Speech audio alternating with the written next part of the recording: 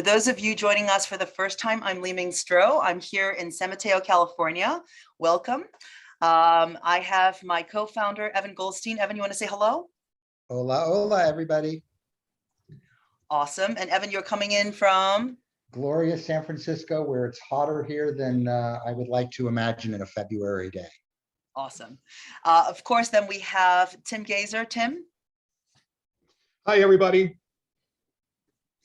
And we have Madeline Triffon as well. Madeline, where are you coming in from today? It's not hot in Metro Detroit. We are waiting for one of our, according to the weatherman, a landmark snowstorm and ice storm. So stay tuned. I don't see it yet. Oh, and some things for you to look at if your mind wants something to chew on as it's tasting. So questions to consider or just things to consider. Geographical markers for cool climate growing regions. What we think the wine's alcohol content is. It's good to be able to quantify and also to get a sense of how you judge alcohol, because it is personal, all the structural calls. And finally, I love this, what makes the wine taste ripe and tart at the same time. And let's see if this wine does that. So we can't forget to look at color, even on whites. And just a general reminder, white surface makes a big difference, right? And this appears to be actually a really true bright yellow with no green glints. So it's not, at least in my light in this room, not telegraphing youth.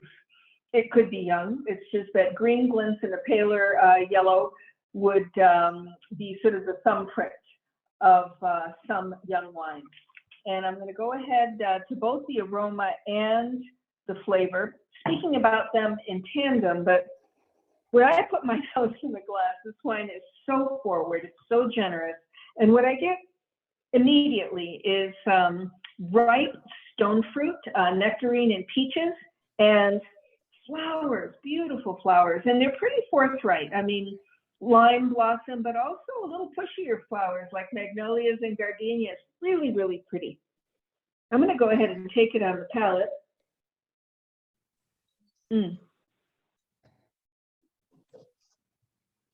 I've been told it's ill-mannered to slurp, but I'm greedy about getting all the fragrance and flavor, so I go ahead and do it anyway. What's very notable about the palate, before I even get to flavor, is the mouthfeel. And I suggest you do it, you take it on the palate twice in relatively rapid succession if you haven't had wine yet today and your palate is adjusting to acidity. But what I feel is, medium plus acidity, it's sufficient plus, but this beautiful, rich, almost unctuous mouthfeel for a white wine. It's creamy, and it is telling me it's going to be very long because it's starting to swell. The aromatics and the flavors mirror one another, so there's definitely stone fruit. There's definitely flowers on the palate as well, and fresh, not dried. If I were to pick out citrus, just simple lemon flavor. And, in terms of tree fruit, yellow apple to me.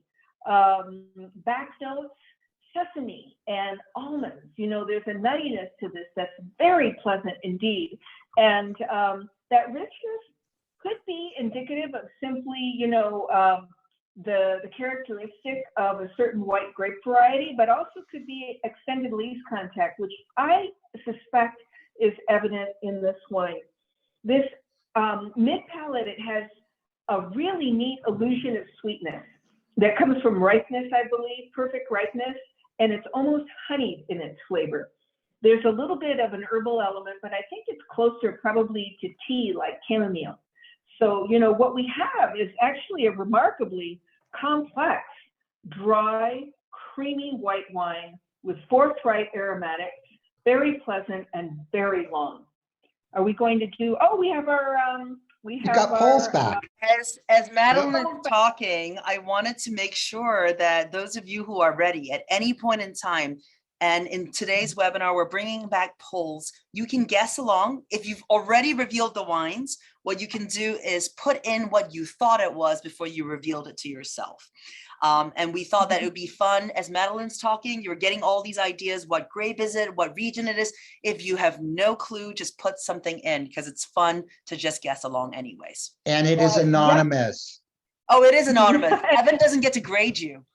No A+ grades here. By the way, while you're looking at the poll, I will say that, one of the back notes, it's not forthright, but it's in there after the other things, wave away, is definite minerality. It's not bereft of an inorganic earth element. If you look at your grape variety options, you've got Chardonnay and Garganega, which are, either neutral to semi-aromatic, I would say, in the case of Garganega, and Sauvignon Blanc, which is highly aromatic. So I like to think of things simply quite often, not all the time. So you might want to consider that both aromatically and flavor-wise, whether this is a neutral grape variety that's taking its character from where it's grown and how it's made, semi-aromatic or highly aromatic. And I'm telling you, I still taste this wine. The finish is still going, and I think it shows promise for a white, meaning it's age-worthy. But what's striking me is an unoaked, dry white with layers of complexity that I don't have to fight for. Now, I will tell you, the wine's been in my glass for a good half hour, so note to self, if you haven't done that, when you're pulling the wines out of the fridge, the whites need a little bit of time to warm up and to open. Well, all the wines do. And I'm going to encourage those of you who put other as your choice to tell us what other you put that you were thinking of, so that we can help you sort of decipher why it is or why it isn't those other grapes. It would be helpful for us to see what direction people were going. So in the chat, feel free to say what your other choices were for either regions or for grape varieties. And before we reveal the poll, Madeline, I'm just going to ask my dumb question for this wine, because I have plenty of dumb questions for the day. But for this wine, it feels a little flabbier, maybe like a weightier palate than what we usually start our first wine with. What would you consider the acidity of this wine to be?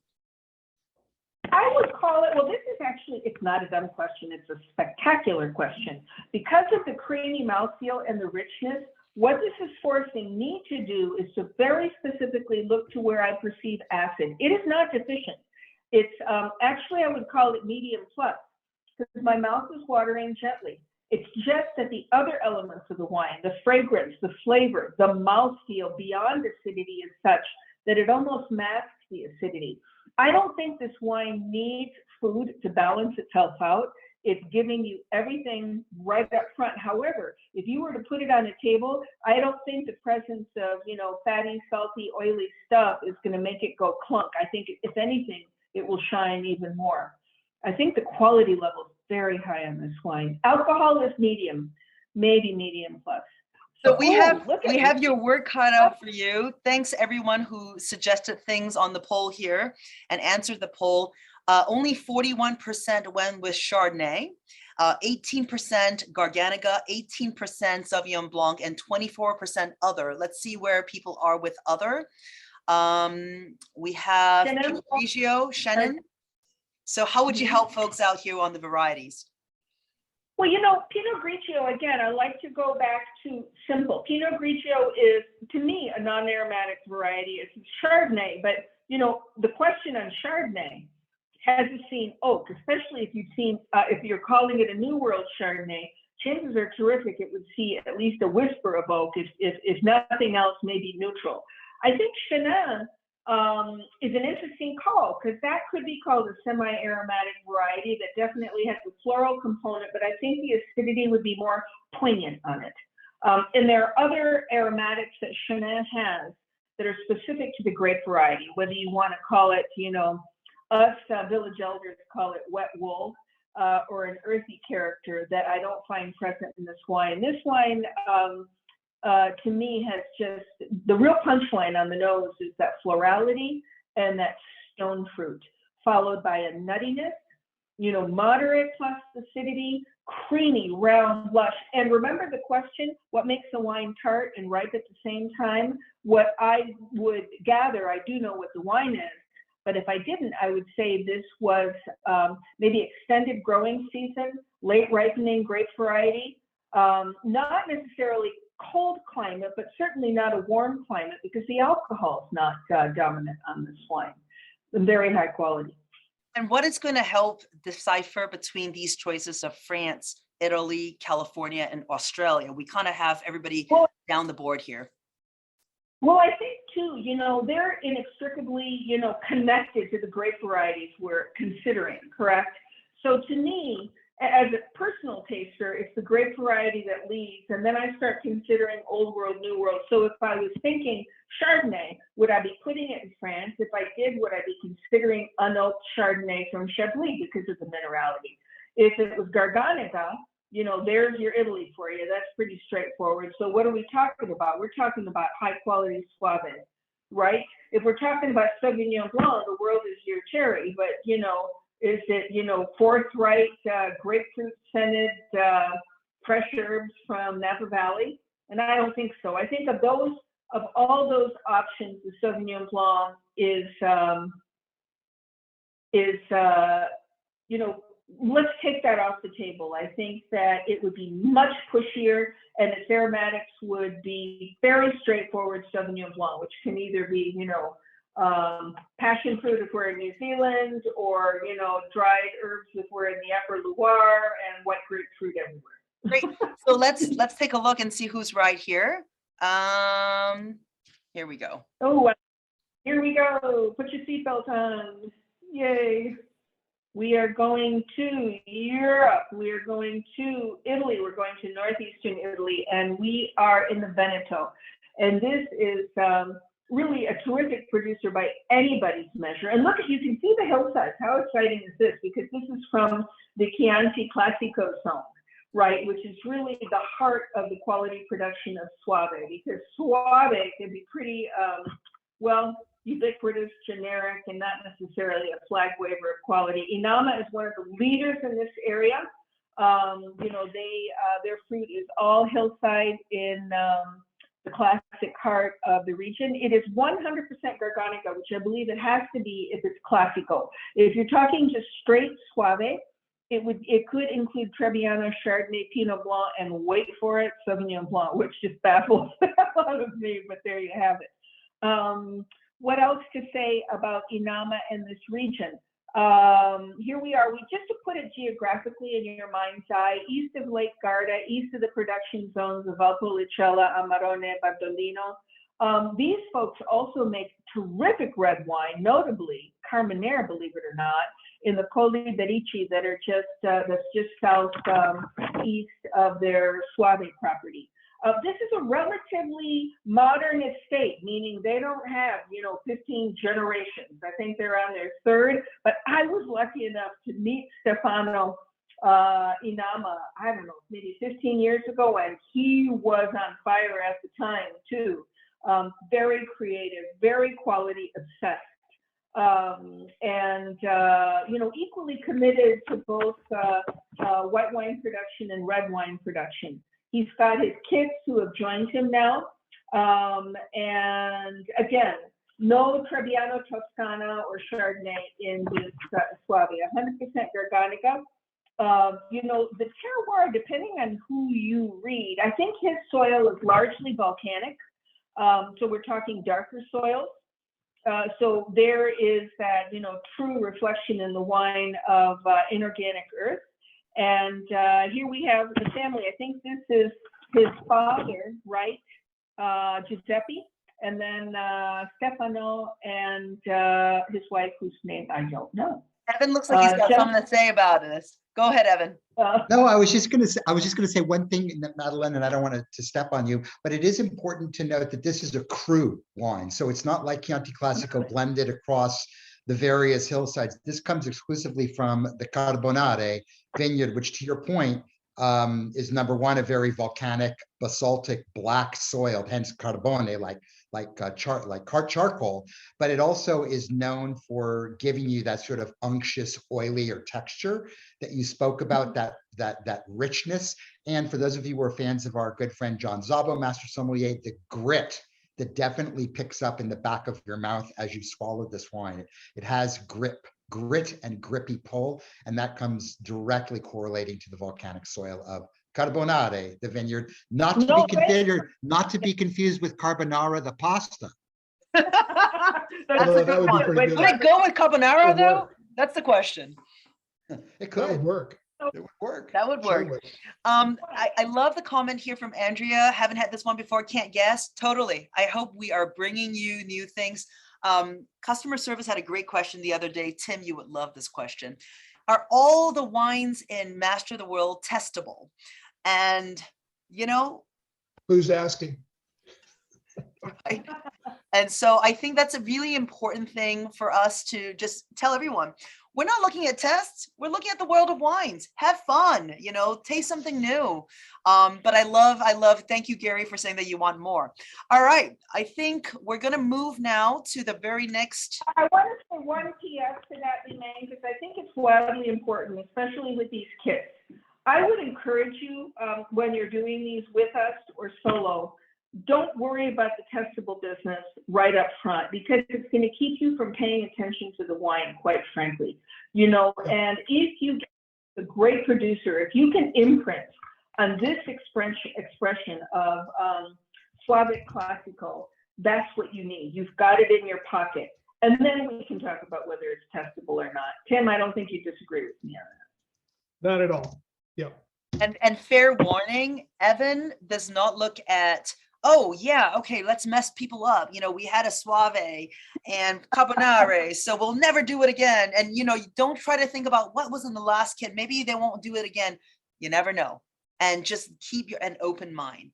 All right, wine number 2, Evan, on to you. Yeah, absolutely. Before we jump into wine number 2, just a couple of parting shots. First of all, what she said, I would echo Madeline's comment that if you focus too much on trying to guess what it is, you will ignore what's in the glass. And in the end, it is really all about the wine, what it wants to say to you and what it wants to convey to you. So do that. For those people that are not super familiar with Garganega, just briefly, some of the markers for Garganega are that combination of unripe stone fruit and citrus fruit, varying levels of ripeness in that Madeline spoke about.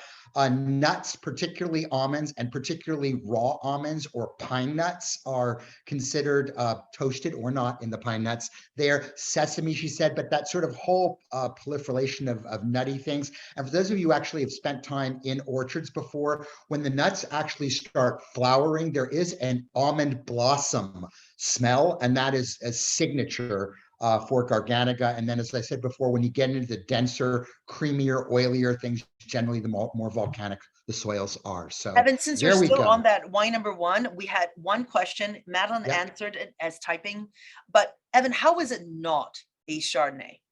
Well, I mean, it could be a Chardonnay. Generally, I don't think you're going to find as much raw nut character and that combination of things. You also are generally in that style of wine not going to find as much grip in it. I do think that if you had, I guess if you had Chardonnay in volcanic soil, you might have it. But Garganega itself is a fairly, as Chardonnay is, relatively neutral grape.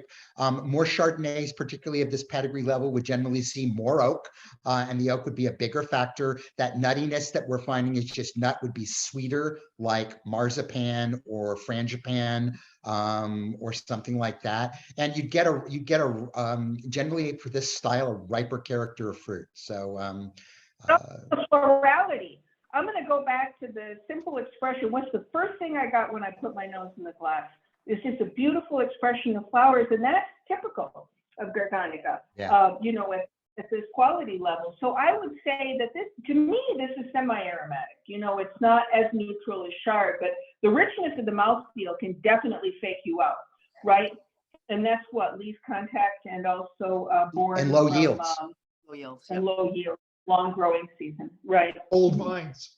Old old vine. vines. You saw Yeah. those slopes. You're not going to get very high yields out of those slopes.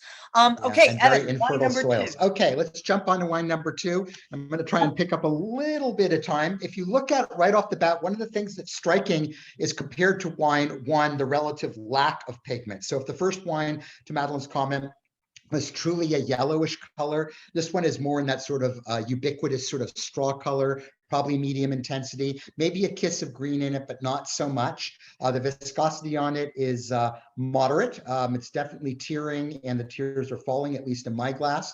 And it has sort of a fairly youthful thing, but again, not as much pigment. Either A, younger, B, no skin contact, or C, no oak, or some combination thereof.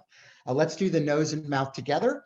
Right off the bat here, I'm getting aromas of, I always go back to my very simplistic thing, and you can get as deep as you want in the online tools, but I always ask myself, what are a few terms I can find in this wine? Fruit, earth, and wood. And if I cover those, and fruit, by the way, is anything that grows organically out of the ground. So it could be fruit, but it could also be herbs. It could also be vegetables. It could also be anything like that that's organic growing. That's fruit. Earth is obviously inorganic or organic matter. So it's either going to be forest floor, mushrooms, humus, potting soils, etc., or inorganic, i.e. rock. It's going to be volcanic. It's going to be slaty. It's going to be schisty, limestoney, calcareous, whatever. And then wood, of course, we'll talk about wood. So within the fruit spectrum here, I'm getting this sort of combination of tropical fruit, definite elements of sort of unripe mango, unripe,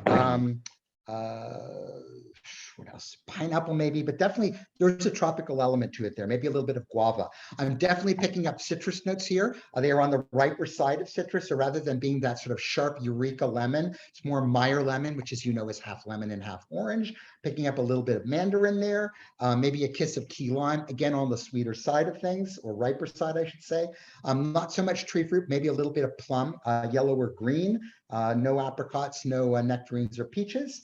Herbal, I'm definitely getting some verbena. I'm getting a little bit of sorrel, which gives you that sort of lemony kick. A little bit of perhaps a sage leaf or something slightly green as well too. And a little bit of lemongrass, also something that I would sort of gives me a hint of that part of the world there as well. Not getting any significant oak on this. There's nothing that suggests it to me.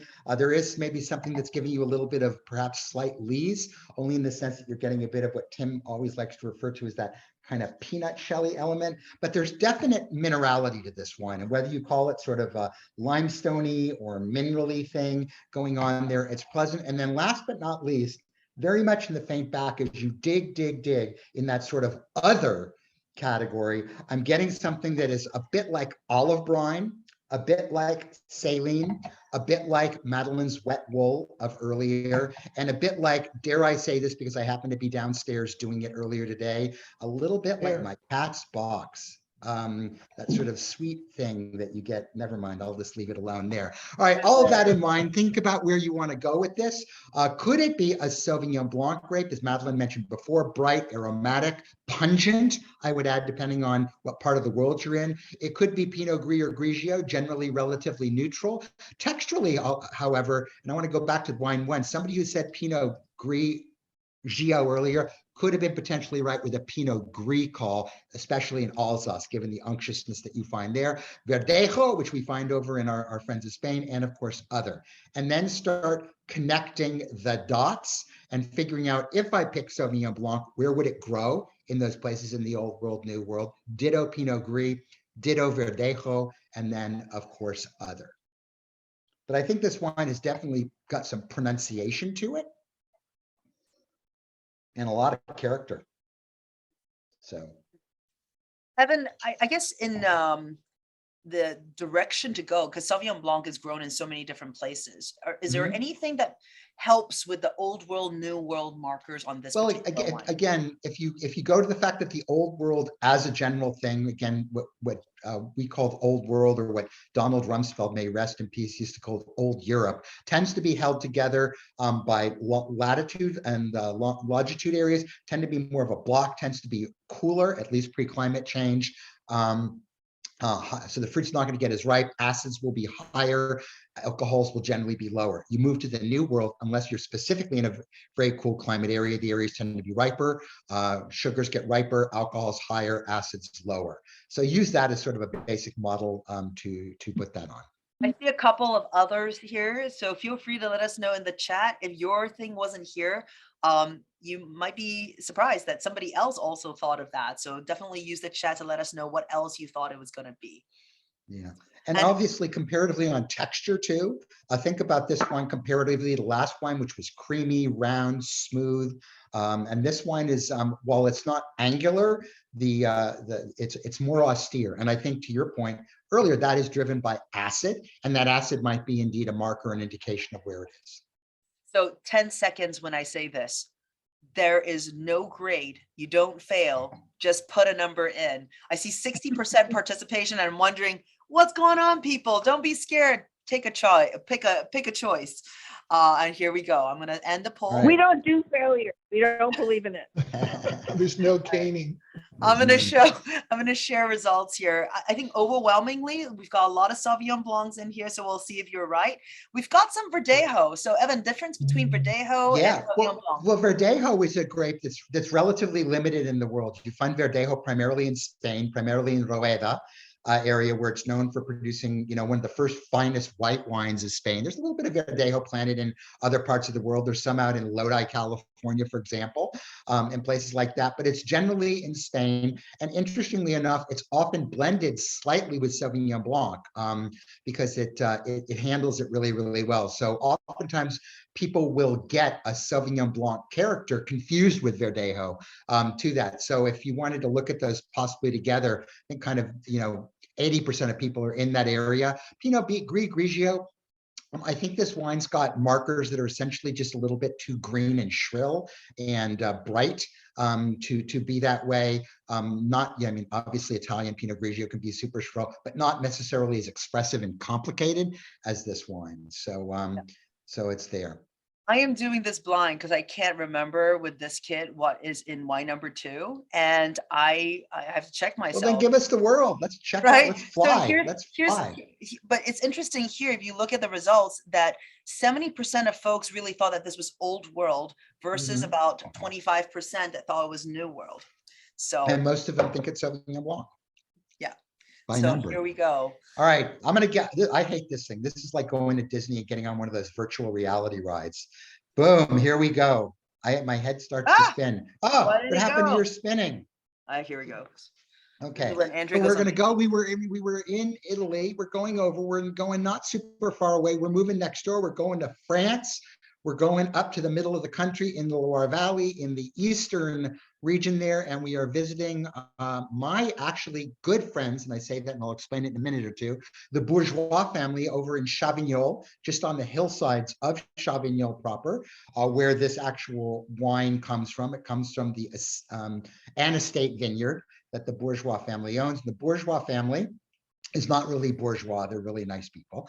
And they've been in the business of producing wines in the Loire Valley, both obviously what this wine is. If you probably put together Loire Valley, Chavignol, probably Sauvignon Blanc, which is what it is. But this Côte des Monts Damnés, which means the damned mountains, and literally that name is taken because if you've ever been on the Mont Damnés, and I have been, it's like almost vertical. It makes the Douro and it makes Germany look relatively tame, yet it's in France, which is sort of bizarre, kind of more like being on the hills in Côte Rôtie or something like that. 100% Sauvignon Blanc.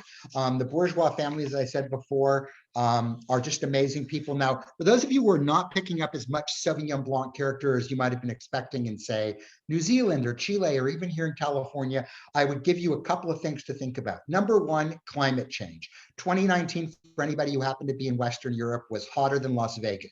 I was there for about 2 weeks. Total, starting in Normandy, going to the center of Europe, and then coming back in France in the end. And it didn't drop below 100 degrees Fahrenheit until the last day I was there. So this is a really warm year, which is why if you're not getting as much of the greenish, herbalish, pyrozinic kind of character that you might expect in Sauvignon Blanc, that would be in part. Why? That will always play up the sweeter, riper elements of the fruit character. So if you're getting more of that tropicality and the ripe, sweet citrus, that of course does so. Also, it's clonally related, and Mondain, compared to other Sancerre vineyards, has always been slightly more tropical based on the massive selection of the fruit in the vineyard than other areas. So if you're looking for something that's more elderflower and intense and green and briny, like I said, you might want to seek some other parts and not necessarily this wine. The Bourgeois have been doing this for a while. They make wine in not only here, but they make wine in New Zealand in a very select parcel in Marlborough, the Clos Henri property, which we've actually used before. And just my quick shout out to the Bourgeois family. When we had Square One in the 80s, this is gorgeous pictures of the vineyards. I was the largest account for this wine in the city of San Francisco. And for those of you, I hope you're sitting down, I paid $56 a case for this wine. Henri is the man, generally the older man on the far left in the picture on the left. And I visited him a couple of times there, always took really good care of us. This is a part of the world that makes fabulous wines, but not to overlook, because I didn't, and you shouldn't either. Not only do they make great Sauvignon Blanc, but they make some nice Pinot Noirs, Sancerre Rouge, and some nice Rosés as well. So enjoy that. I have an emotional attachment to the Bourgeois family, who have been doing a great job for a long period of time. Can you age any of these? Is this? Yeah, Sancerre is ageable. It's not necessarily a wine that's meant to be aged. I mean, this is a 19 and we're in what, 22? So it's 3 years old. I'd say it'll hold on for another couple of years, but aged Sauvignon Blanc in general, as a drier style wine, as opposed to obviously late harvested style wines, are not really vin-à-garde. They're not really wines you would expect to put away. They generally hit their apex around 2 years and usually hold for a couple more, but I wouldn't be putting, 10 and 15-year-old Sancerres in my cellar and expecting them to still be vibrant and somewhat angular and delivering on the mind promise of what Sancerre should be about. I don't know if the audience is like shell shocked about the identity of this one or what. Everyone's been real quiet. We've got some of these Sancerre calls, which is great. Evan, I have a question since no one else has posed the question. This whole kitty litter cat pee thing that's going on with Sauvignon Blanc, is that a marker that's only for Sauvignon Blanc in New Zealand, or is that just Sauvignon Blanc in general? Yeah, I mean, generally that character of that, which can sort of be enhanced by, like celery root and green celery and, and green vegetables and things like that, is generally going to be found more so when you get the green pyrrhizinic bell peppery or peppers, capsaicin sort of character. So in wines that tend to stress the more citric element, you're not going to find it as much. Cat's pee, for those of you who have cats, you know exactly what I'm talking about. For those of you who are going to get grossed out for a minute, just close your ears.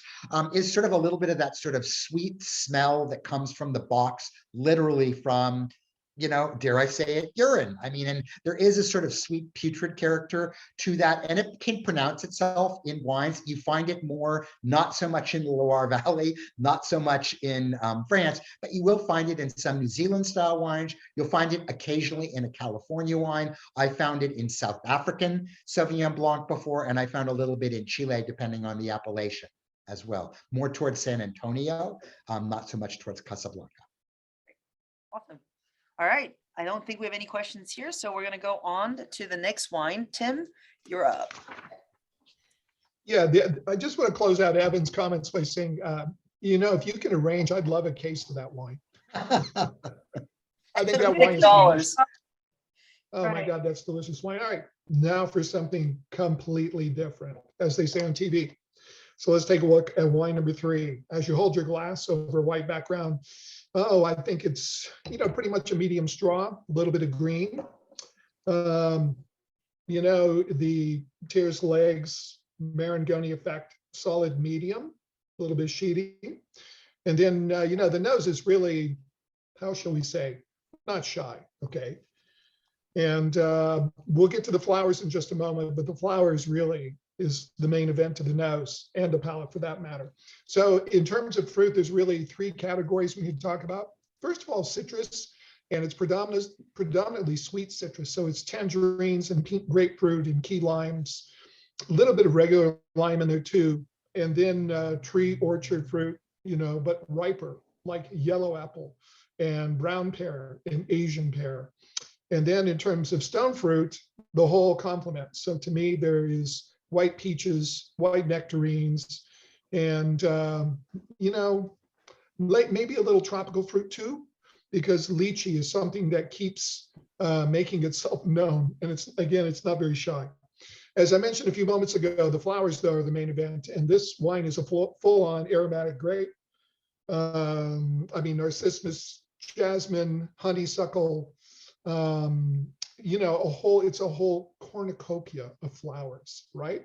Other things on there, a little slight herbal, touches like ginger, like verbena. There's also honey that goes along with the honeysuckle. And then on the palate, very forward with the fruit. There is a touch of mineral quality, like a dusty earth mineral quality to the wine. And there's no oak whatsoever. There is, though, some phenolic bitterness. And if you have, white wine, this much floral character, odds are it is a full-on aromatic grape, which means there's going to be some phenolic bitterness, because by and large, those grapes tend to be thicker skinned with more phenols. And if there's any skin contact whatsoever, even if it's slight, you're going to get phenolic bitterness. What else about it? Anything else? There's no oak. This is, to me, is a very modern wine, stainless steel, very pretty, probably done at cool fermentation temperatures, which accentuates all the floral qualities. Okay, other than a little bit of skin contact and lees contact, that's about it. Okay, so in terms of structure, medium plus acid, medium plus, and the alcohol is medium, finish is medium plus, lingering, really pleasant. And there you go. So there are your choices. And please cast your ballots. Put it out there, Tim, just so that enjoy people, another sip.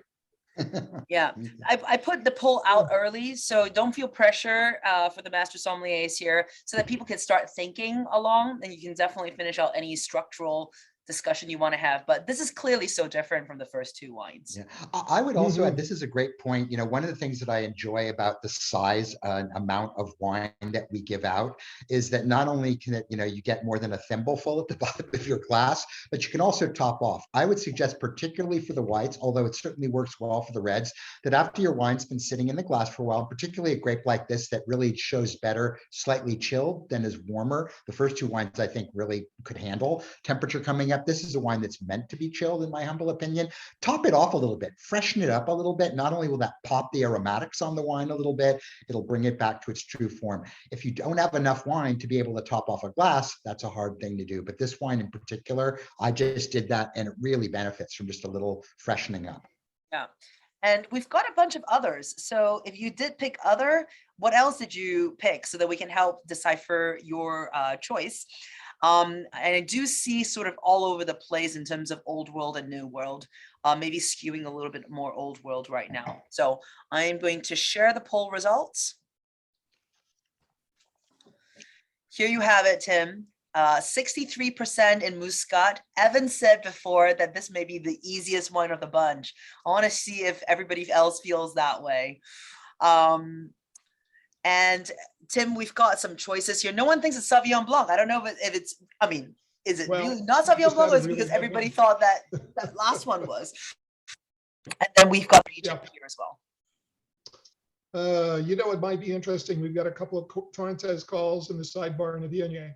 So those of you that went Viognier, usually, especially if you were in the New World, Viognier would come with malolactic and oak. And this has neither. Those of you that call Torrentes, good call. If we're going classic wines from, say, Salta, even at altitude, the wines are riper. They've got richer fruit. They've got more of everything. They're incredibly floral, and they have a lot of phenolic bitterness. So this, to me, really elegant and restrained and very pretty, but still with a pretty considerable core of mineral to it. Okay. That's All very right. helpful, Tim. I was one of the Yeah. Viognier callers, and I think that Oh, ho. the distinguishing factor of oak versus no oak is really helpful in that front. Yeah. Well, that is not to say there's some beautiful Viogniers, especially I think of Yolamba and Louisa Rose that are unoaked, but again, much more fruit, alcohol, et cetera, et cetera. Okay. Okay. So And here we let's are. Let's see where we are in the world. We are We're still going in to Europe. In Spain. España. Yeah. And we're actually going to some place I've been. So this is in Murcia, southeastern coast of Spain. It's about 45 minutes inland from the small city of Cartagena. And we're in Jumilla. And this is Juan Gil, definitely one of the top producers there. The major grape here is Monastrell. And look at the color of the soil. So everything here, very calcareous, altitude. This muscat was grown at over 2,000 feet in a valley. And then it's thoroughly modern in terms of how it's made. So stainless steel, cool fermentation temperatures, a little bit of lees contact, and bottled young and fresh, and it's delightful. This style of Moscato is enjoyed as an aperitif in country. And of course, they're eating a lot of vitamin P, which is pork. It's what they eat with the Monastrell. And if I can, just a slight editorial, I think, Jumilla, and there are two other smaller appellations, Buyas and Yecla. I mean, this is where the Monastrell grape, Mourvedre, this is where it's from. And I think they do it as well or better than anyone, because it's a tricky grape. It can be oxidative yet reductive at the same time. And the Monastrells from Juan Gil are wonderful, wonderful wines. Okay, so there we are in Jumilla. And you know what? When I went there, and this is over 10 years ago, I thought, you know what? This looks exactly like New Mexico. It does. Look at the pictures in just a moment. So again, this is 2020 Jumilla Moscato Muscat. And just a beautiful example of it. Okay, so we got to show them the pictures. Yes, Yeah. definitely. While we're looking at the picture, just a couple of ads here. Tim said to me the key giveaway marker for Muscat, and this Muscat of Alexandria clone specifically, and that is lychee. Anytime you find lychee or longan or something of that nature in a glass, it's probably going to have some Muscat in it. And for those people that said Torrentes before, and Tim didn't whack you for it, because half of the parentage of Torrentes is Muscat of Alexandria along with Criolla Chica. So there's definitely that pungency there, but that is a very strong thing. Most people, when they have Muscat, I saw this in the chat, and I'm not really good at multitasking, but I did see it pop up on my screen, is that most people have only had Muscat as a sweet wine before, and there are not that many examples of dry Muscat. I think of Alsace as probably being the one that we find the most often. And what do they eat a lot of in Alsace with their Muscat, Tim? Pork, right? Vitamin P as well too. So it's really good. This particular wine is a go-to in my house for a lot of Asian cuisine, particularly South Asian cuisine, and a lot of the nature of the flavors and spicing. But this is memorize this wine. This is what dry Muscat of Alexandria does taste like. I'm just going to make my non-geeky comment of the day. Well, you guys have just geeked out on the parentage of Torrentes right there. Was a great way to show Muscat with that floral thing all over the vine. So. I want to jump in here, Andrea. I have to wait till Evan takes a breath, but I and I still fail. But no, I just answer Andrew's question, please. I want to circle back. The key of deductive reasoning on this wine, because Tim hit on it. You're talking about a family of highly aromatic grape varieties. I mean, absurdly aromatic. And, Muscat, Torrentes, Viognier, and the one that went unnamed is Gewürztraminer.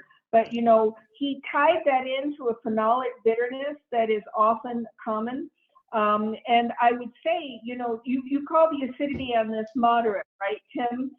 Sometimes on some of these grapes, notably Gewürztraminer, it can even verge on deficient.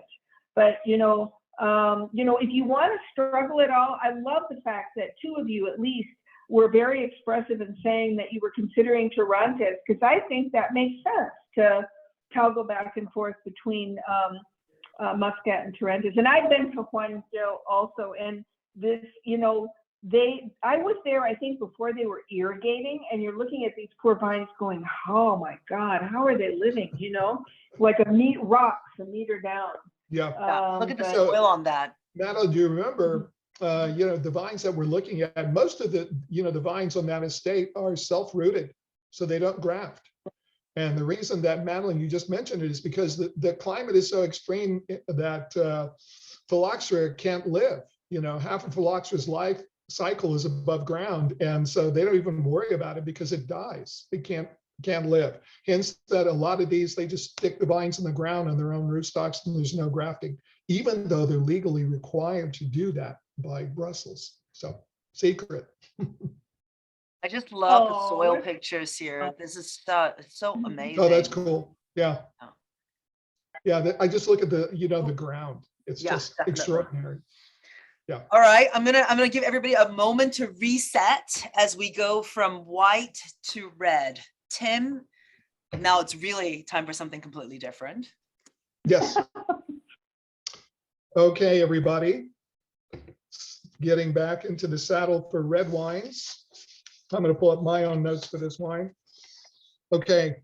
As far as what the wine looks like against the background, it's a very pretty youthful ruby red that lightens up to a lighter pink, rim, edge, meniscus, whatever. You know, immediately I'm looking at, I can actually read through it, which means what? It's a lighter pigmented, probably thinner skinned red grape, whatever it is.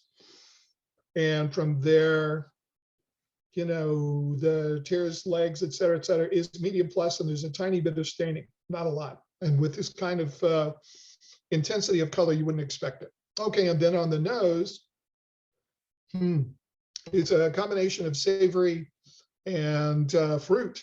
The fruit is predominantly red.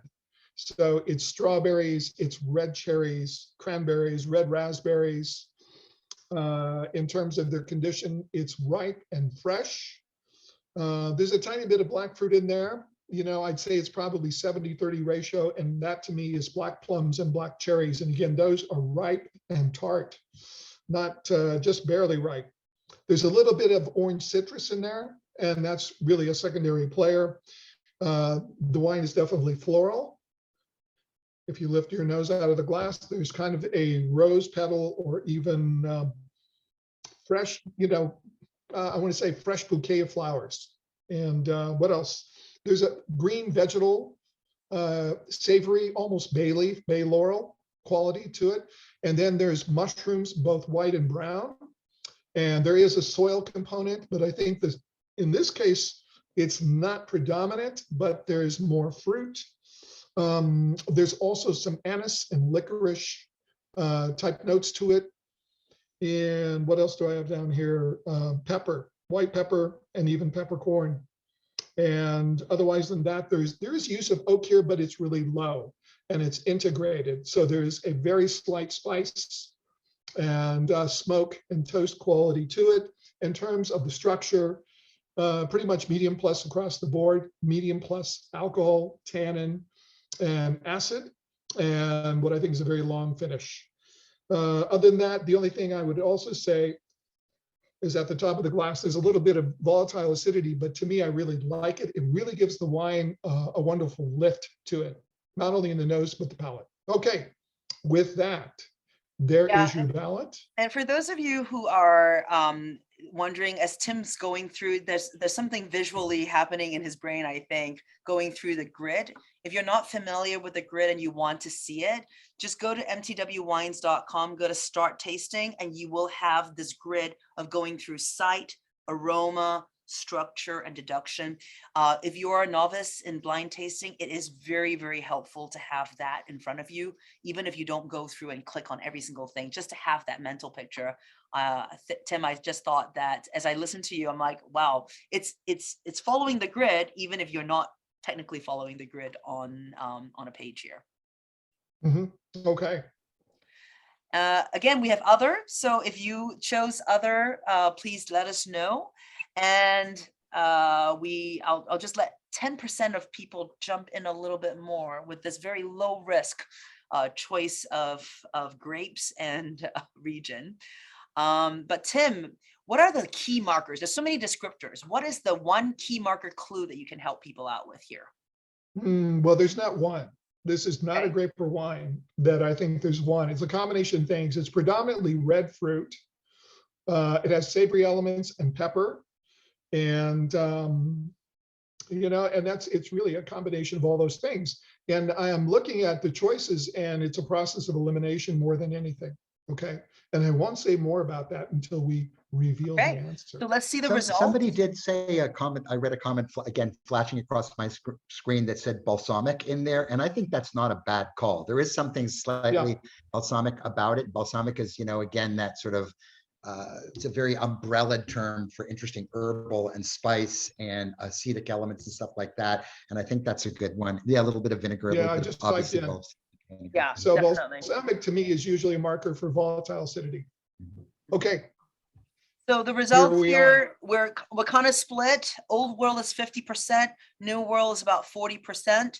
And we've got no calls for Cabernet. So I love that, we've got a pretty expert group of folks here. It's definitely not a Cabernet here. So where are we in the world? And Tim, I think when we get to the answer, you'll need to help explain Grenache versus Cinsault here. So Cinsault. All Sure. right, here we go. There's that darn virtual reality ride again. Here we are going south of the equator. And we are in Chile. Yeah. And this is the Garage Wine Company. The very talented and gregarious Derek Mossman and his wife Pilar. And they specialize and have for over 20 years in making small lots of old vines, Cinsault, other grapes, even Pais, and doing a wonderful job. This particular wine, 4,500 bottles, old vineyard source. They work with the grower, native yeast ferment, hand pressed down, punched down, used oak. And I think this is a really good expression of Cinsault. But Evan, this is where I want to bring you in because you have a lot more experience with these wines than me. Yeah, no, I think this is a spot on example. I mean, Cinsault for so many people is not per se a lead grape. It's often, added in, particularly in southern France, is sort of like a volume leader. It adds some backbone. It adds some other things, but it can actually be quite. I wouldn't call it charming on its own, but really interesting on its own. And I think the expression of fruit here, I think you nailed the savory elements here. The fact that the intervention is minimum, there is sort of that sort of sense of place that you get from native yeast, from not new oak, from the whole process. But I think what's going to be very cool about this wine is Derek is actually here with us. He's going to join us in the happy half hour later. So for those of you who are really new to this, or really just curious about some of these very wonderful old vine heritage grapes in the Maule and the overall Secano Interior of southern Chile, Derek is the man. Well, Pilar is as much the person and the woman behind the man making these wines, but he could give us some great information about it. But it's definitely worth seeking out. This Cinsault, I think, is one of the best expressions of this variety that I've had coming out of Chile. And frankly, Chileans are some of the best examples in the world, but he also makes a killer Pais. He makes wonderful Cariñena, he's played Garnacha, all sorts of other things. So you say it's Cinsault. Cinsault. Yeah. And we have a question here about French versus Chilean. So what makes this more Chilean, Tim or Evan?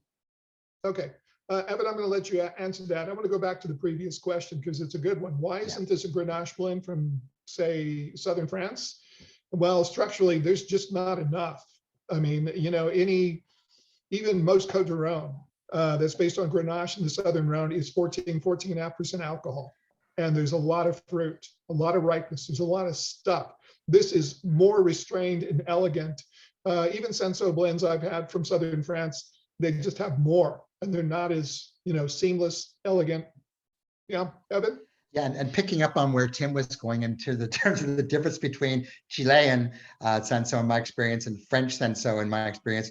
The French wines are a bit meaner. They may have more volume to you, but they're not as nice. They don't play as happily in the sandbox there. This wine shows a little bit more of, dare I say, and it's not an oxymoron, but the elegance that Senso can bring you, the expression of fruit and all of that. They tend to just sort of be mean, earthy, not always pretty. And like I said, because of that, they don't always play a leading role. They're oftentimes part of blends and not necessarily the lead dog, be that in the south of France or even further, east towards Provence, something like that.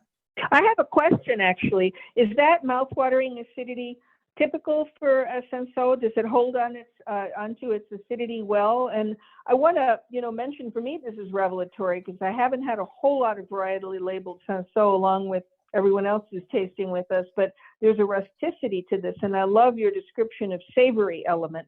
But I'm curious about the acidity, and I wanted to make a comment about someone's considering Touriga, I would say would have a darker color and more of a florality. I always, play with Touriga being similar to concentrated Malbec in that respect. But can you speak to the acidity, Evan? Well, I'm going to do two things. Number one, I'm going to give you my own experience, which is worth a nickel, and that'll get you on local public transportation. But I'm going to encourage, number one, Derek, if you wouldn't mind just popping that answer in the chat. And then I would encourage you, especially if you've never heard Derek before, I'd encourage you to stick around for the happy half hour and throw that question back out there again and ask for overall experiences in growing and making a Senso in Chile, because I can't speak to either of those elements. But the general expression, and this is again picked on the earlier side, I believe the ABV on this is right around 12ish to 13%. So it's picked a little bit early. It's going to have, because of that, slightly less ripeness and ergo more in the red fruited as opposed to black fruited vein that Senso that is particularly left out for a long period of time, that gets more fruit leathery and savory and unpleasant can be in France. I hope I'm not getting myself a hit contract on myself by French Senso growers as we speak. But generally, I find that in most of the good examples I've had, they happen to be picked earlier in Chile, and they do have higher acids. But again, this comes from down in Itata, so this is in just south of the Maule, in the more southern part of the Sicano, in the area that they call the southern valleys of Itata, Bio, but together with the Maule form this sort of general, unofficial, but spoken lieu dit, if you will, of the Sicano interior or the dry interior, which is the heartland and frankly the birthplace of the vine in Chile. Yeah. We have a question here from Gary in the Q&A. How would you describe the body and alcohol on this Senso? I want to just point out that you can go onto our tasting note, and it has the full structure on it that gives you the body and the description. But Tim, how would you describe this body and alcohol in your words? Well, it's the body is medium and everything else is medium plus across the board. So medium plus acid, medium plus tannin, and just barely that for tannin. And and then medium plus alcohol. So, and actually just medium, I just typed in, this is 12.5%, location Itata, southern hemisphere, and I just saw that Derek typed in fresh. Yeah, absolutely. So maybe earlier harvesting, and I'm sure he'll give us. He says hilly, like good parts of Burgundy, important to be the right height on the slope. So yeah. And our tasting note, we actually called it medium minus on the alcohol because it's at 12%. So okay. yeah, no, it's definitely, it's perception, right? For sure as well. Okay, I think that we're ready for wine number 5. Yeah. Oh, all actually, right. Well, I'm sorry. I meant to show. This is Oh, what happens when Andrew goes on vacation. well, no, but this is good. And this shows the wine. Everything's sort of beautifully and playfully done. All of Derek's wines, and he'll tell you later, all done there. That's Derek on the far left-hand side. You'll recognize him when he pops himself on camera later. But Derek, who's Canadian by birth, and I want to get his impressions on the skiing going on in the Olympics later. So please share that with us, Derek, later on. And Pilar, the more beautiful of the two, which I should say, is his wife there. And the others, they may have been doing this together for a long time. But he really has single-handedly, with the support of Pilar and a number of others, helped resurrected this whole old vine patrimonial culture of old wines in that country, and just really my hat tips off to him. So. All right. All right, we're going to move on to another wine, wine 5 now. And right off the bat, if you look at this wine side by side against wine 4, you'll notice an amazing, deeper, more rubyish, purplier color. You can't read through it. It's, well, you can to a degree, but it's what I would call sort of a deep concentration bordering on the opaque. More of sort of a ruby pushing towards purple. The edge itself color is really on that kind of ruby purple color, which suggests some youth to it. It also suggests a highly pigmented grape. When you swirl the wine around, it clings pretty well. The tears fall slowly in my glass and are relatively thick and do have pigmentation in them, which again suggests a warmer climate, deeper concentration, higher dry extract, as Tim would say. So, a higher solid to juice ratio in the fermenting must, which is also going to accentuate that pigmentation. In the nose here, right off the bat, I'm getting a lot of dark fruit. I'm getting sort of a brooding kind of plummy and blackberry character, black cherries, a little bit of red fruit underneath there, maybe even a little, dare I say, blue fruit, but primarily black. Suggests a warmth. There's a dried element to it in addition to it being ripe and, dare I say, a little compote-y by definition. It's sort of strapping, but there's a lot of savory elements to it too. There's other again, things like black and red licorice here. There's a little bit of fennel or fennel seed there. There's some really strong floral characters. I mean, really strong floral characters. I'm getting a lot of violet. I'm getting a lot of rose and other types of dark flowers in there, almost a sort of potpourri-ish nature, but driven by the sort of purple and bluer elements of flowers, not so much the reds. Again, remember, roses come in many shapes and sizes and colors, as the rose garden, a 5-minute walk from my house, reminds me every time I walk through when the weather is in bloom. Some slightly vegetal characters, maybe some leafy greens, some darker elements to it. There's a rusticity to it. I'm definitely picking up some spices as well too. Maybe a little bit of cocoa powder, not chocolate per se, but cocoa powder. There is sort of just, again, green herbs there. There's some tobacco leaf, a little bit of bay leaf.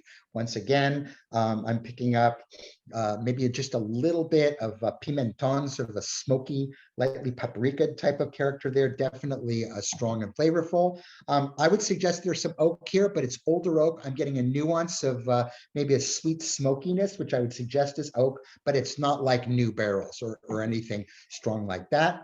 A lot going on. I mean, there's a lot going on in this wine. So we've got some interesting choices here. Think about if it's red fruit versus black fruit, as we say up in the notes. What sort of characters you're getting. I am definitely getting an earthiness, which I'll mention now. That's if I go through my own fruit earth wood thing. I didn't touch on earth. And I'm getting a nice blend, if you will, of sort of a foresty floor, sort of ripe composty thing. But there's a strong inorganic minerality, sort of a slaty, rocky, kind of minerality in there as well too, which actually I think helps accentuate and hold up the fruit character. So it could be Merlot. Merlot, think about what we know about Merlot. It's sort of earlier ripening, can be juicy, sweet, kind of rich. I didn't go through the structure, which as you're picking that up, I'm going to hit that real quick. The wine is dry, obviously. It's fuller in body.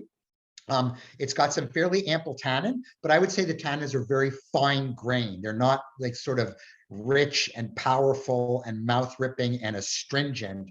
There's ample, but they're sort of like fine sandpaper in that regard. The wine, I would say, is somewhere between slightly, probably more round and smooth than anything else. And there's a little bit of grip in the back, which will be clear when we understand what it is later. It's quite long, it's quite expansive, quite tasty. So your other choices could be Syrah. Think about what we know about Syrah and Shiraz. And again, sort of more in that kind of peppery and occasionally meaty vein. You have Portuguese blends, which could be a mix of anything depending on what part of the country you are, and then sort of start connecting the dots to where those could be. Remember that Portuguese red blends could be Spanish as well too, because before it was Spain and Portugal, it was Iberia, right? And you find grapes that share names bouncing across the country to where we are. So what do we got here? We've got Portuguese blends. which is far ranging, sort of at the top there. A little bit of Syrah, I could get that. Merlot is an interesting call. I would say, although there are some sort of cool minty elements and sort of fruit, the tannins, albeit they smooth like you would expect in Merlot, are probably too quantitative, at least for me, for Merlot. And then we've got a few others. Most people who are in the old world are going Portuguese as opposed to Spanish, but I don't want to beat the Spanish people because, again, as I said before, a lot of the grapes that we know of in Portugal, you find in Spain as well. And depending where you are in Portugal, the terroir on the other side of the border can be almost identical. So I think we're going to go straight. This was pretty decisive old world here. So I'm going to go here to this. So where are we? Now our reiteration, we get back on the VR ride and we're leaving our friends in Chile and we're going back to the Northern Hemisphere, back to Europe, and we're over to Portugal. And we are visiting specifically in the region of Alentejo, in the heartland of Portugal, not far away from the Spanish border. Literally, if you head east for about another hour, you cross over into Spain's Extremadura. Here in Portugal, we're in the Alentejo. And this is in the very north of Alentejo. And you could tell that the winery is at a slightly higher altitude. This is in an area of Portugal's Alentejo called Porto Alegre, not to be confused with Porto Alegre, which is a city in Brazil. But this is Porto Alegre, which is the northernmost part of the Alentejo. It sits just on the foothills of an outer area of the São Mamede mountain range. And it has, because of that altitude, there's thermal amplitude. So it's actually cooler and a bit wetter than you would think about when you think of Alentejo, which we tend to think of as sort of more flat land, rolling hillsides, drier, dustier, etc. It's a really interesting project. This is a new project. If you want to change over to the next slide, Lee Meng, from the Symington family. So that same family that brings you all of those wonderful wines from the Douro, and all of those incredible dry Douro-based wines like Crescea and stuff like that. This is their maiden voyage into the Alentejo, an area that they've been tracking for some time in the Porto Alegre, which they sort of feel, whether it's because of the altitude or the quality of fruit that's coming out of there, is their call for what's going on here.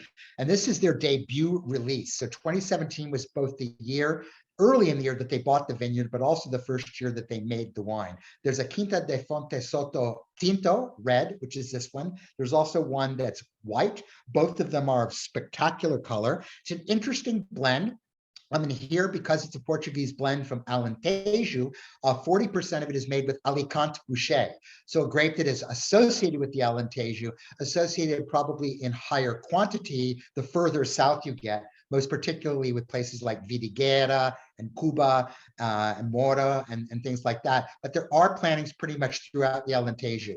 And this is what you see here. This is the vineyard itself, beautifully manicured at this point by the Symingtons. But the remaining grapes in there are 25% Trincadeira.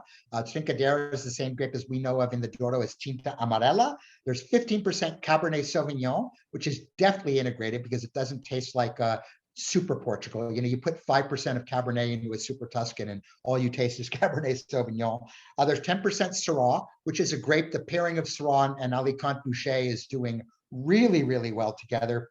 And then 10% Alfrochero, which is a grape that is pretty unique there. Multiple Symingtons there, Rupert on the far left, and various other Symingtons across the board. And like I said before, a very, very exciting project. Although they brought the property, I take it back, was in 2012. This first release is 17. 50% of the wine did see oak, which is there, but most of it was only 6 month, second and third year, which explains again their beautiful tannin management, because 40% Alicante Bouschet, to have tannins that are this smooth and round, is quite a heroic feat.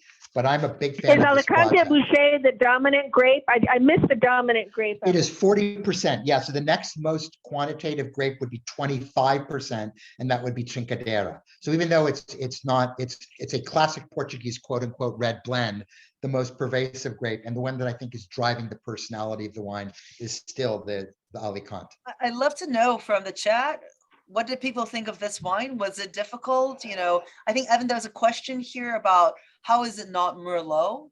How would you distinguish a blend like this from a Merlot? Well, First of all, this wine speaks to me very much as it comes off as a band, as a choir. There's no sort of singularity of voice. So first of all, if it was a varietal Merlot, it would speak more from a singular soloist point of view. The secondary thing that I would say is that the acid levels would probably be, certainly in the old world, higher than this. The tannins would be at once plusher, but a little bit more astringent at the same time. And the character of the fruit would have more of a minty element to it. California Merlots would tend to be, and many of the New World Merlots, certainly those that are in Chile that are actually Merlot and not Carmenere, there was confusion for a while there, would tend to be more kind of plummy, maybe a little bit more herbal in nature. This one just has got varying elements of dark stone fruit, of some vegetable, but again, all these other things. But it's not singular enough for me, and not scaled in a linear way to me that Merlot would be. Great. There's an interesting comment here that the poll questions really help. And I wanted to just encourage folks, if you're trying to guess along and you're tasting with our workout or our quick picks, we do have in the deduction section, a little light bulb. If you click on the light bulb, the 4 choices of grapes are offered there for you as well, so that you have a little bit of help as you go along. Or if you do the quick picks, our 4 choices of varieties, regions, and vintage is provided for you, so that you have something to start from. I agree, Aaron, that looking at a list, staring down a list of 20 varieties of white grapes or red grapes is quite intimidating on our sheet otherwise. All right. All right. So Madeline, that's great. Starting and finishing with the strongest.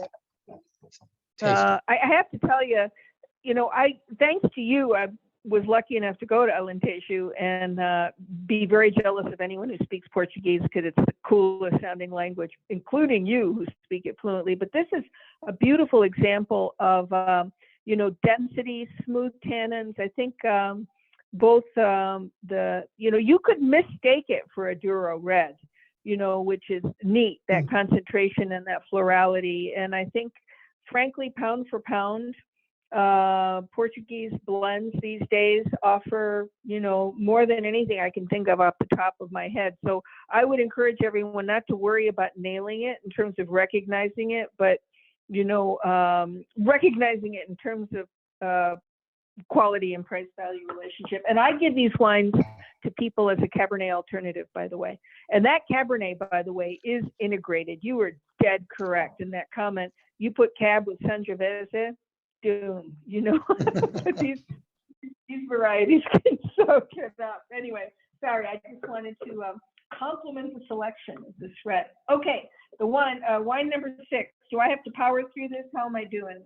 13 minutes, go. I won't tiptoe through the tulips, Lee May. Okay, so visually, we're talking about, I can't see my finger through it, so pretty concentrated stuff.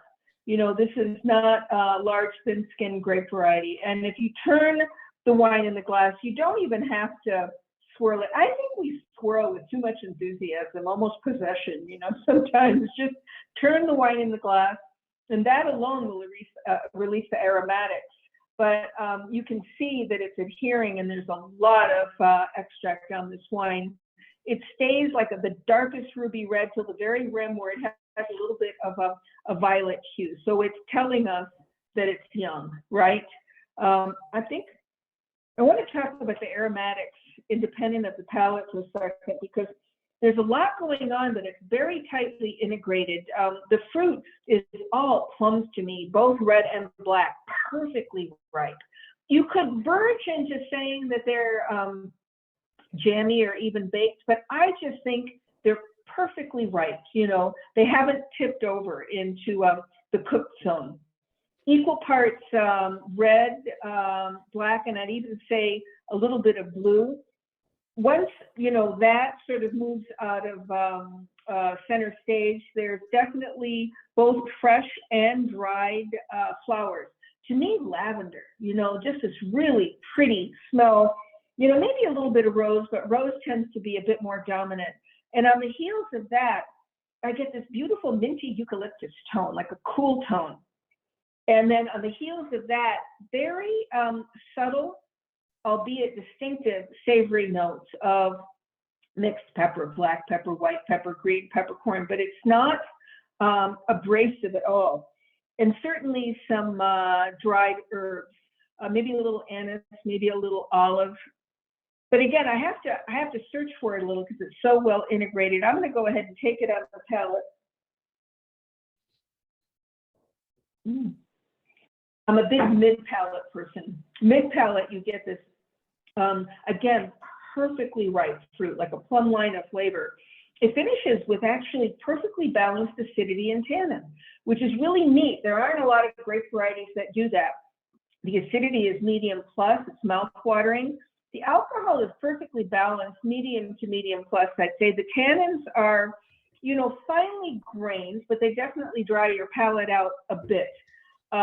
This wine is refreshing and actually speaks to promise. It is on the young side. I'm staring at the label, but you know, the quality of fruit is A++. There's a teeny little bit of an animal element, and I'm not talking Brettanomyces. You know, it's leather in the cleanest, most refined sense. The wood is very deftly handled. I would bet money there's a little bit of new oak on this, but it certainly doesn't command your attention. This wine is all about medium to medium, full-bodied balance between red, black, and a little blue fruit, with you know, floral elements, herbal elements, pepper, and it's intriguing. It's a little short because I think it's young. I don't think that, by the way, for me, is not uncommon, particularly in ambitious red wines, where the nose will be more open, then the palate catches up, and then finally the finish extends. So what are our options remain? Malbec blend, Cabernet Sauvignon blend, Syrah blend. So we're talking about three, you know, grape bases that have, can display color like this, certainly. All three of them can. So I don't think that's going to be the defining element for us. So, you know, if we're considering, we've got two Bordelais varieties, right? Malbec and Cabernet. And though they had a lot of commonality, they also had, to me, Malbec moves away with more floral tones and less pyrazines. Cabernet, you know, inches more to dominant black currant and, you know, a little bit more green tones. And then Syrah, you know, what are we considering? Spice, for sure, meatiness, for sure. You know, and maybe more of a combination of red and black fruit, which the other two tends closer to blue or black. And then regions, Old World, France, Italy, New World, Australia, Argentina. So certainly with Syrah blend, we're considering Australia, and Malbec, we're considering Argentina, and Cabernet, take your pick between the Old World and the New World. I didn't mention, by the way, much in the way of earth. I think there's a little bit of organic earth in here, but it's certainly not a key element in this wine. So if I were given this wine double blind, you know, I would note the earth a little bit further down in my comments. It's not primary. And what do we have? Whoa, we have, yeah, we've got a very heavy runner for Syrah here. Oops, I can't get, did I lose you? Can you hear me? Yep, no, we can hear you. Yep. We hear I'm you. having a hard time hearing you for some reason. I'm on my phone, everyone. That's why. Oh, here we go. I had the volume turned down. Silly rabbit. There you go. So, I was just saying, Madeline, I was just saying that we have a front runner here, 78% Syrah. And I think as a result of that, you've got that Australia.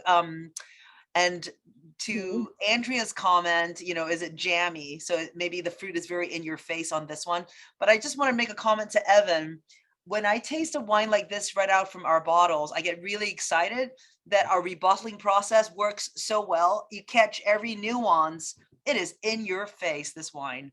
So I get really excited about that. Thoughts, Evan? Can I speak to that too, by the way? And you know, I'm not Li Meng, I'm not Evan, but I will tell you, I use these kits with regularity, and I'm routinely, happily stunned with how true the wines are.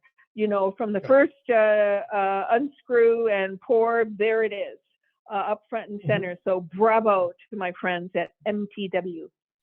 Thank you. Tim, Evan, any other comments about this one before we reveal, or we could just go? Tim?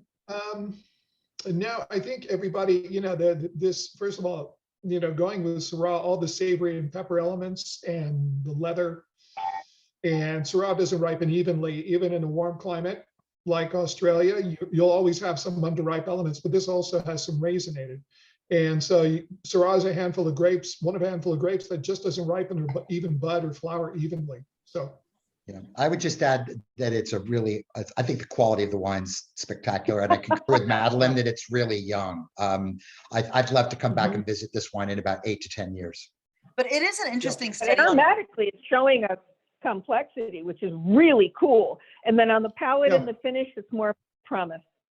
But I do think that if you're trying to learn between how to decipher vintages, going between 5 and 6 and trying to see young, old, you know, you start to understand some of the markers on vintage as well.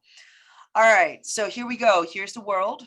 We're going to Australia. And a different kind of place for Australian Shiraz. This, you know, I've been to Australia, but I haven't been to New South Wales, and this is the southern part of New South Wales. And you'll notice the flatland, but I want to talk about this right up front, even before I talk about the winery, because it's an area that has stunningly unique terroir. We're talking about flatland with significant altitude, more sunshine than anywhere in Australia other than Perth, and significant, like big time, diurnal swings. Right, and and it's dry. So I mean, isn't that thrilling even to talk about? No wonder the grapes are happy here. So we're in the southern portion of New South Wales in the Canberra district, and the tail end of that. This is the same place where Hilltops is located. We are, if we show the label, this is a producer that is a true pioneer in this area.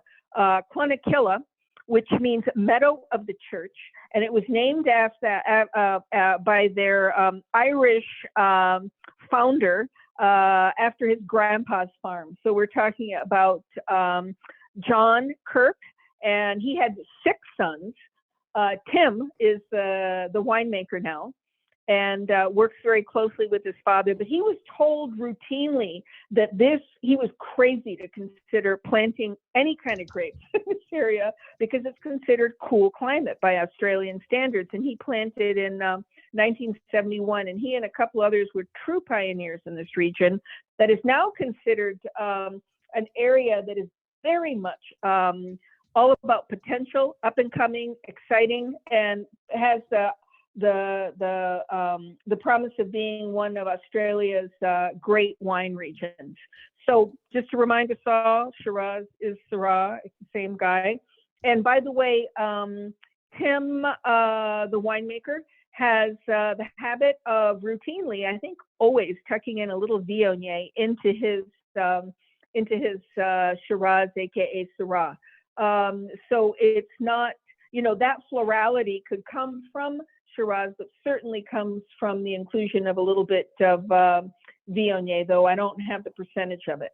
Other than that, we're talking about a leader in the region.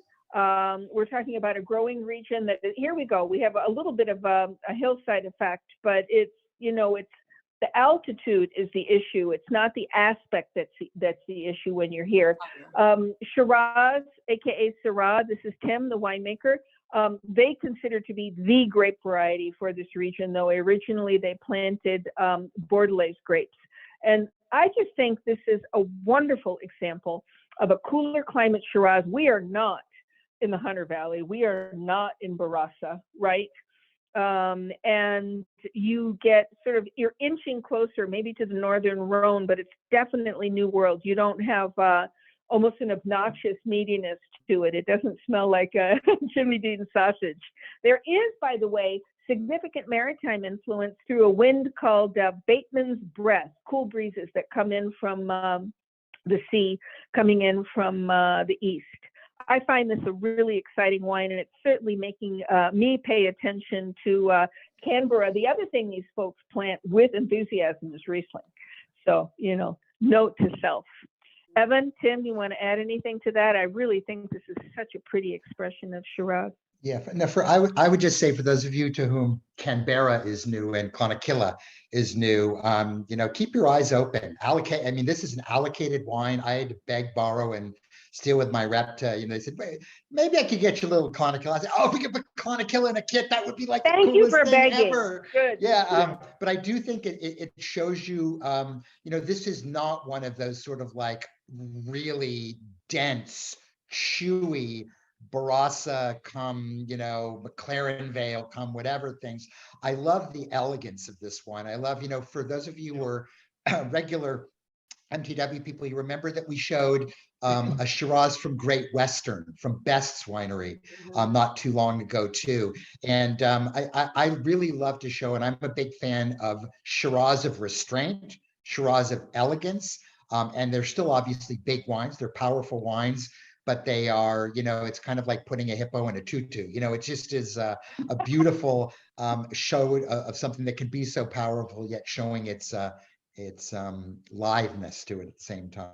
So that's why I picked it. Evan, on that best, I was brought back to that wine with the aromas on this wine. I got that eucalyptus. Did you get that too? Yeah, and oftentimes cool climate Shiraz will have, not necessarily by terroir, but I think part of the clonal selection. Remember, there's a lot of old Massel selection of Shiraz it goes back to the Busby collections in Australia. But they do have that sort of cool kind of minty eucalyptal note. Obviously, in some cases, it's a bit extreme, but in some cases, you find it very deftly. And I think it's light here. I think it's probably a combination of clone and climate affected, where it's brought out. What you're not getting here is that sort of Madeline's sort of Jimmy Dean pork sausage Rotendon thing, which can be so in your face, and you either love it or you hate it. But I think that's, again, part clonal and part philosophical.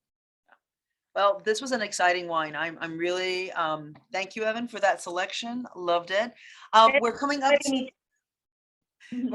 to the top of the end of the show here, and we are going to hang around for the happy half hour for those of you who want to stay. And of course, Derek, I hope you're still here. It's not too late in Chile yet, so we're excited to introduce Derek to those of you who do stay.